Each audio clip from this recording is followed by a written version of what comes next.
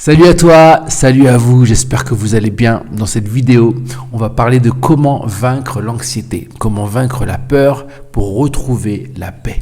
C'est parti.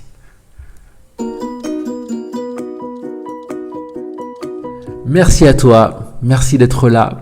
Merci d'être aussi fidèle sur la chaîne, de regarder les vidéos aussi régulièrement. C'est vraiment apprécié, je vous remercie et j'espère que ça vous aide. J'espère que ça vous aide dans votre pratique et ça commence à créer une sorte de dynamique en vous qui vous donne envie de continuer.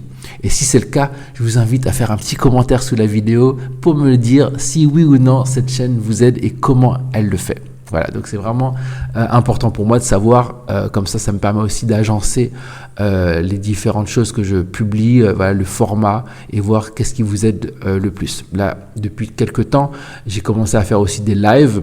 J'ai l'impression que c'est un format que vous aimez bien. J'ai l'impression aussi que vous aimez le live, surtout lorsqu'on prend des cas pratiques. Donc pour avoir des cas pratiques, il faut que vous commentiez, il faut que vous me posiez vos questions, que vous me donniez vos réflexions pour que moi, ça m'inspire à donner un contenu qui soit pertinent pour vous qui regardez, pour vous qui êtes fidèles. Donc voilà, si vous n'êtes pas encore abonné, abonnez-vous, un petit like sur la vidéo. Si vous voulez faire un don pour soutenir la chaîne, c'est possible en cliquant sur le lien dans la description. Et voilà, et maintenant c'est parti. Aujourd'hui, on va parler de comment vaincre l'anxiété. Bien sûr, toujours d'un point de vue de non-dualité et appuyé par la leçon numéro 34 aujourd'hui du courant miracle. Si vous ne connaissez pas le courant miracle, c'est pas grave. Vous pouvez vous le procurer soit en ligne ou avoir le livre papier.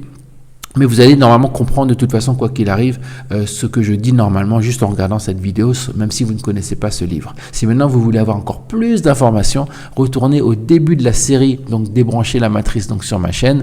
Aujourd'hui c'est le 34e épisode, mais il y en a un, le 0, c'est l'introduction qui va vous donner une compréhension un peu plus précise de ce qu'on fait là aujourd'hui ici. Voilà, donc comment vaincre l'anxiété? Déjà, il faut se poser la question. Pourquoi on est anxieux? Ça, c'est une question que vous devez vous poser à chaque fois que vous l'êtes, de manière à ce que vous puissiez identifier ce qui, selon vous, crée cette anxiété, crée cette peur, crée ce stress, crée cette sorte de charge mentale. Qu'est-ce qui crée ça? Et vous allez voir que de manière très globale, très généralisée, en fait, on est anxieux parce que le monde autour de nous effraie. On est effrayé du monde. Le monde crée une anxiété chez nous. Et donc, ça peut être bien sûr le monde de manière grande et vaste, c'est-à-dire le climat politique, peut-être le climat de votre pays, de là où vous habitez, climat social, mais ça peut être aussi le climat personnel, donc avec les gens qui vous entourent, ça crée du stress, ça crée de la peur, de l'anxiété, parce que on a toujours peur que quelque chose nous arrive. On a peur que le monde extérieur nous fasse quelque chose. Et donc, on se sent tout le temps anxieux. On se sent anxieux, par exemple, d'avoir une conversation avec des proches, des fois. On se sent anxieux d'aller à un entretien. Voilà. On se sent anxieux tout simplement parce qu'on a reçu une facture. On se sent anxieux pour un tas de choses. On se sent anxieux parce que même des fois, pour préparer des vacances, on se sent anxieux. Et en fait, on voit qu'à l'extérieur, il y a quelque chose, il y a un rapport avec l'extérieur qui nous effraie, qui crée ça en fait. Et donc, il y a cette raison-là. Et la deuxième raison, c'est que lorsqu'on est anxieux, c'est qu'on aimerait que les choses soient différentes. On aimerait que l'extérieur change pour nous apaiser. On aimerait que les gens changent, on aimerait que les situations changent, on aimerait que le monde change. Donc il y a souvent ce besoin de changer les choses. On aimerait aussi des fois que nous puissions changer. Parce que des fois, cette anxiété, elle vient bizarrement aussi du fait de ce que l'on ressent. On est anxieux de ce que l'on ressent. Et ça, parce qu'on n'accepte pas exactement ce qu'on est en train de ressentir, on s'identifie à ça. Et du coup, ça nous rend anxieux parce qu'on veut autre chose. On aimerait que ça change. On aimerait que ce soit différent. Et donc, cette volonté de vouloir voir les choses, le monde, et nous-mêmes nous voir différemment, crée de l'anxiété chez nous parce qu'on croit que c'est impossible et on se sent foncièrement vulnérable. Donc déjà, il faut comprendre dans quel sens ça va? C'est que à l'extérieur de nous, donc ça on en a parlé dans plein d'autres vidéos, à l'extérieur de nous, tout est vide. Tout ce qu'il y a à l'extérieur, c'est nous qui lui avons donné une signification. Donc la peur, la paix, la richesse, tout ce que vous voulez, tous les attributs, la beauté, la laideur, tous les attributs qu'on pourrait donner à l'extérieur n'existent pas, c'est nous qui leur donnons parce que tout ce que l'on voit est illusoire, tout ce que l'on voit est totalement vide. C'est nous qui lui donnons, qui leur donnons des significations. Tout ce que l'on voit à l'extérieur ne sont que des symboles. Donc ça, on en a déjà parlé. Ce sont des symboles de notre intériorité. Et donc, toute cette anxiété que l'on ressent à l'intérieur se projette à l'extérieur avec des symboles qui nous font reconnaître l'anxiété, nous font reconnaître ce qui nous fait peur. Ce sont des symboles. Donc, si on veut, malheureusement, on voudrait que l'extérieur change pour qu'on ait la paix. Alors qu'en réalité, ça va dans l'autre sens. Ça va dans l'autre sens. C'est reconnaître que la paix est à l'intérieur et ensuite projeter la paix à l'extérieur. Vous voyez, dans la Bible, on nous dit « Ne nous soumets pas à la tentation ». Et souvent, cette phrase, elle est comprise comme la tentation du mal, la tentation du péché. Ne nous soumets pas à ça. Ne nous soumets pas à la volonté de vouloir faire le mal. Ne nous soumets pas à la tentation de vouloir le plaisir. Et du coup, ça crée beaucoup de culpabilité, toutes ces choses-là. Et on croit que voilà ce qui est indiqué lorsqu'on nous dit « ne nous soumets pas à la tentation ». Mais en fait, il faut comprendre ce que le mot « péché » veut dire. Péché veut dire sortir du chemin, c'est se tromper de voie.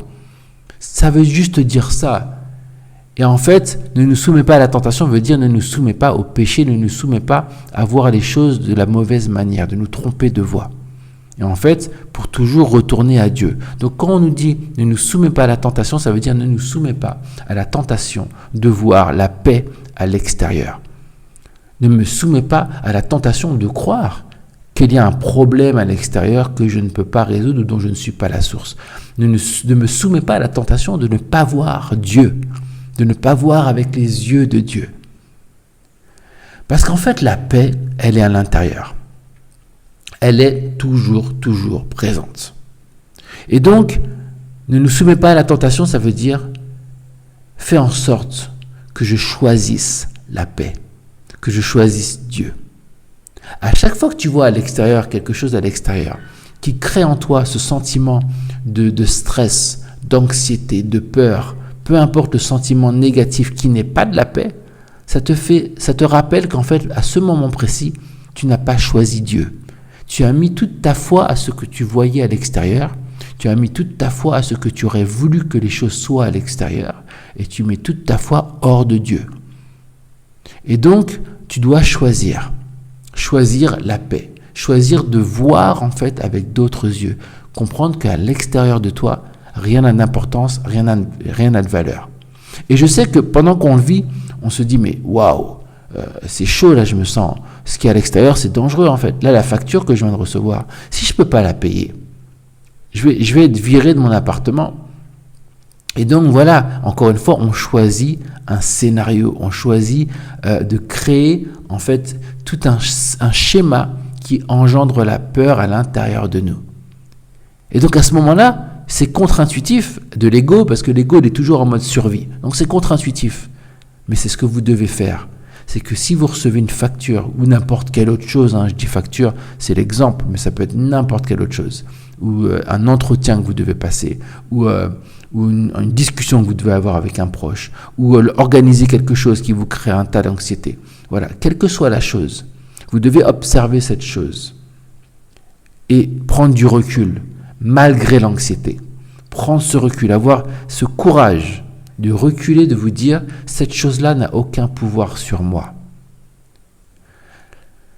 Il n'y a aucune raison que je projette de l'anxiété sur cette chose. Elle est ce qu'elle est. Maintenant, je veux aller retrouver la paix en moi. C'est la première fois, je crois, que dans le cours, que le cours parle d'intériorité et dit clairement que la paix est une affaire d'intériorité. Donc là, on est vraiment dans un état méditatif, en fait. Il faut réussir à faire fi de ce que l'on voit et d'aller à l'intérieur, dans un état méditatif, être dans la paix. Trouver cette paix, malgré ce que vous voyez, malgré le chaos à l'extérieur. Et je sais que c'est compliqué et je sais que c'est contre-intuitif. L'ego va vous dire, ça sert à quoi? C'est comme si je faisais l'autruche en fait de faire ça. Non, non, non, là il faut que je sois en mode, il faut que je gère, il faut que je règle le problème.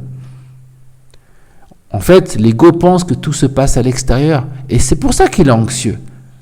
Et parce qu'il est impuissant avec l'extérieur. Et toutes les choses qui sont à l'extérieur de nous, quand on regarde bien, on n'a pas vraiment de prise sur ça. On n'a pas de prise sur ce que les autres vont dire. On n'a pas de prise sur ce qui va nous arriver. On n'a pas de prise sur le temps. On n'a pas de prise sur les guerres à l'extérieur. Comment on peut, avec nous, notre petit ego, ce que l'on est, notre petite personne, comment on peut régler ces choses? Donc bien sûr que ça crée de l'anxiété. On se sent vulnérable.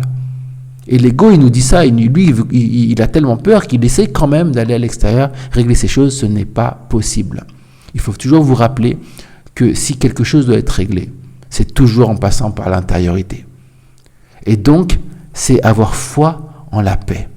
Revenir à la paix intérieure. Et déjà, ce changement de perception intérieure, voilà le premier miracle. Et ensuite, la projection doit changer. Puisque votre intériorité a changé, la projection doit changer. Et là, vous allez voir certaines choses qui vont se passer. Vous allez voir que certaines synchronicités deviennent de plus en plus présentes.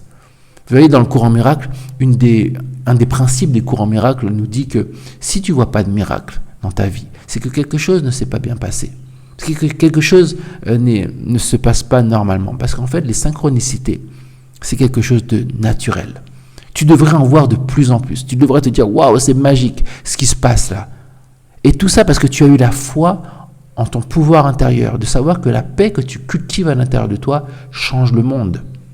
Ce n'est pas le contraire. Ce n'est pas l'extérieur qui te change et qui te donne la paix. Non, c'est la paix qui est à l'intérieur de toi qui change le monde. Vous voyez, Gandhi, il disait, soyez le changement que vous voulez voir dans ce monde. Et souvent, les gens pensaient, oui, c'est vrai aussi que c'est vrai, mais je pensais qu'il fallait changer ce que l'on fait, être un exemple dans nos actions pour que les autres puissent suivre cet exemple-là. Et ça, c'est vrai. Mais ça va beaucoup plus loin. Parce que ça, c'est vraiment secondaire. Ce qui est primaire, c'est le changement à l'intérieur. Tu ne peux pas aller à l'extérieur et créer la paix. C'est pas possible. Tu ne peux pas, même si tu le voudrais. Tu vois quelqu'un, un ami, qui n'est pas en paix, qui se sent justement, qui est dans une anxiété, et que tu as envie de soulager cette personne. Tu vas pouvoir le faire, tu vas lui donner des mots qui sont doux, tu vas essayer de faire en sorte d'apaiser cette personne, et c'est louable. Ça va être temporaire, et ça va être illusoire. Parce que à l'extérieur, ce que tu as fait prend en compte le fait que l'anxiété existe, qu'il y a un problème à l'extérieur. Alors que c'est la vraie source de la guérison, la vraie source, c'est à l'intérieur.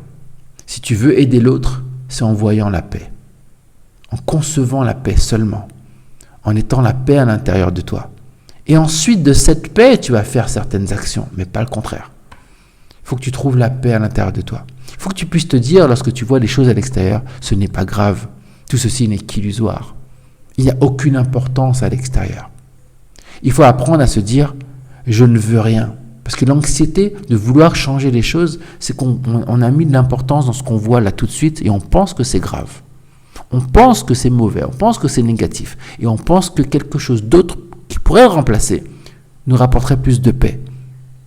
C'est pas vrai. Donc il faut retourner à cette paix intérieure. Et ce que je vous invite à faire, évidemment, c'est de pratiquer des activités, des méditations qui vous reconnectent à votre paix intérieure.